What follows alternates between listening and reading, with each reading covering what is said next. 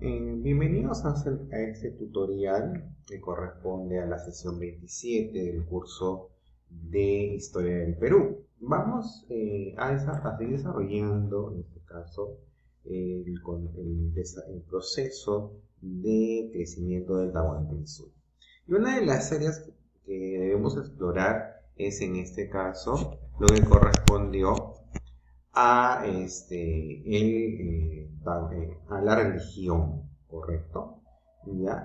Como bien nos indica el autor, ¿no?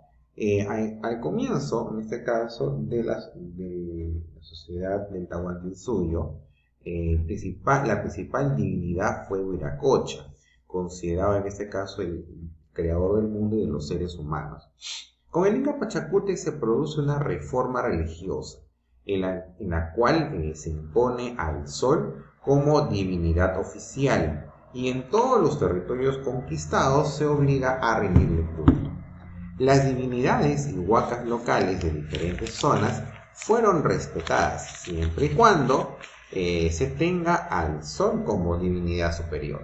Otras divinidades reverenciadas fueron la luna o quilla, el rayo o ilapa, la tierra o Pachamama, el mar o Mamacocha. En cuanto a estas principales divinidades, las poblaciones andinas en sí las podemos considerar como politeístas.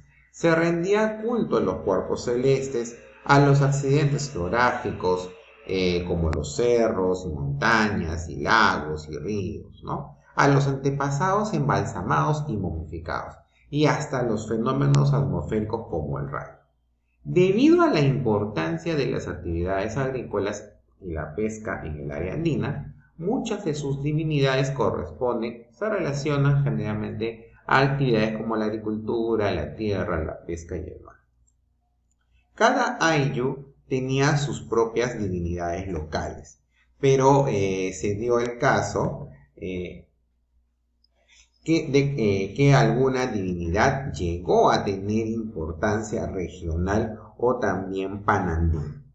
Generalmente fueron las sociedades más complejas las que consiguieron difundir el culto de sus divinidades por extensas zonas. Ahora, veamos un poquito de esas principales divinidades, como por ejemplo Viracocha.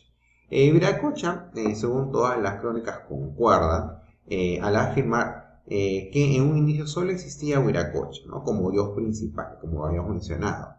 Él hizo todo cuanto existe, razón por la cual se le considera como el único y gran autor del universo andino.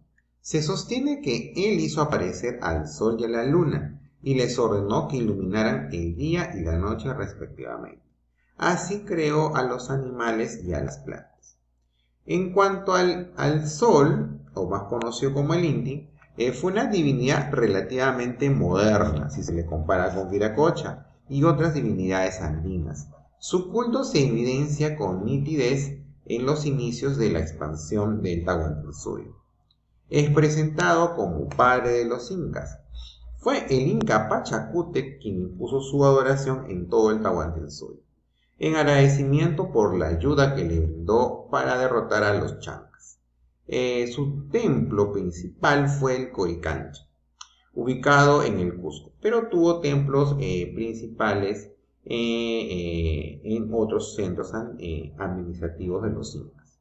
En cuanto a las otras divinidades, tenemos a la luna, también conocida como la quilla, considerada como esposa del sol y madre de los incas.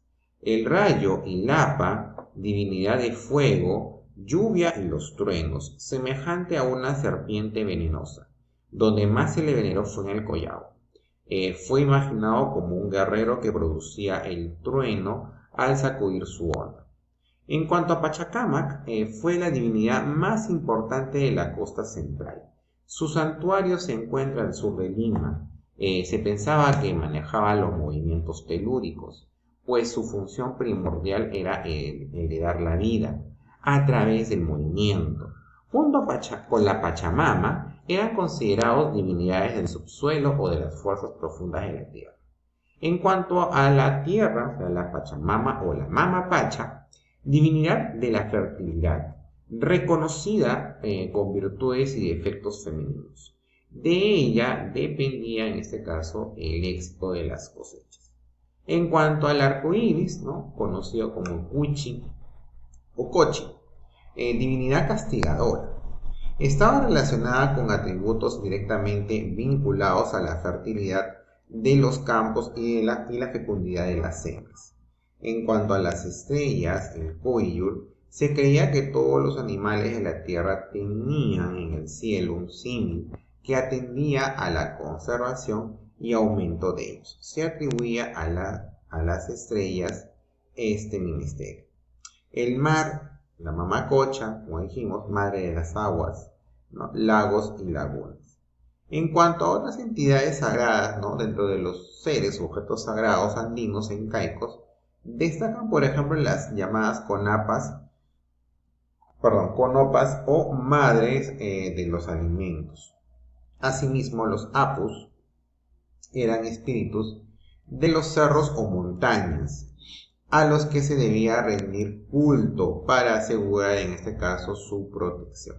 Los malquis eran antepasados momificados que fueron adorados como protectores de los ayllus.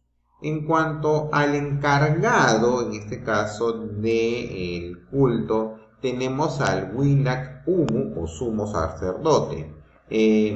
Su nombre significaba el adivino, el hechicero, porque aparte de estar reputado como hombre sabio, tenía dificultades de evidencia. Era siempre un pariente próximo a él. Asimismo, era el principal sacerdote incaico, como lo mencionamos, ¿no? Una de sus funciones era velar por el cumplimiento estricto del culto al sol, además de otorgar licencia para construir nuevos templos, facilitar el culto de las divinidades de las regiones conquistadas, entre otras. Su papel principal lo desempeñaba en las grandes fiestas del calendario y también ciñéndole la mascaipacha al Inca en el día de su coronación. Entonces, como vemos, la religión andina principalmente fue politeísta. Esto quiere decir que adoraban a varios dioses, lo que no implica que todos tengan una misma jerarquía, al contrario, habían jerarquías, había un dios principal y otros dioses auxiliares, ¿no? O secundarios. Ahora, había una divinidad en el cielo, ¿no? Primero fue Viracocha, el inicio del Tahuantinsuyo, ¿no? Como lo mencionamos, los mismos incas, en este caso, lo consideraban como el creador de todo cuanto hubiera en el universo, ¿okay? Ahora, pero sin embargo, en Viracocha se dejó de adorar, no se dejó de adorar, sino mejor dicho, ya no tuvo esa reverencia principal desde la reforma ejecutada por Pachacute. Y esta reforma más que todo se debe a que más bien Pachacute atribuye al sol, en este caso, el que lo protegiera y en este caso fuera el responsable de su victoria o de la victoria de las fuerzas de Pachacútec ante los chancas. Recordemos que esa batalla fue un parteaguas y de alguna manera con ella comenzó una nueva etapa, ¿no? La etapa imperial, ¿correcto? Ahora, el hecho de que los incas en este caso tuvieran sus propios dioses no significó que impusieran del todo en otros pueblos conquistados. A medida que se iban expandiendo, a medida que iban conquistando territorios, ¿ya? En este caso los incas respetaban las divinidades o las huacas locales, pero en este caso sí la condición era que el sol debía ser para estos pueblos la principal divinidad. Entre otras divinidades están la quilla, como mencionamos, el rayo, ¿no? Divinidad del fuego, ya fue adorado más que todo en la zona del Collao. Pachacama, que fue el dios más importante de la costa, se le asocia a los movimientos telúricos. La Pachamama, en este caso, que es una divinidad de la fertilidad, ¿no? Tanto Pachacama como en este caso La Pachamama son considerados dioses del subsuelo. El arco iris, ¿no? El Cuchi o Cochi, ¿no? Era una divinidad castigadora. Las estrellas, ¿no? O el mar en este caso como la Mamacocha. Había aparte otras divinidades sagradas, ¿no? Como los Conopas o madres de los alimentos, los Apus, ¿no? Y los Malquis, que eran antepasados momificados que fueron adorados y considerados protectores del Ayllu, ¿no? Y recordemos que en este caso el sacerdote principal es el Willac Umu o su. Al Willac Umu se le consideraba en este caso un hombre sabio, ¿ok? Y siempre era próximo al Inca.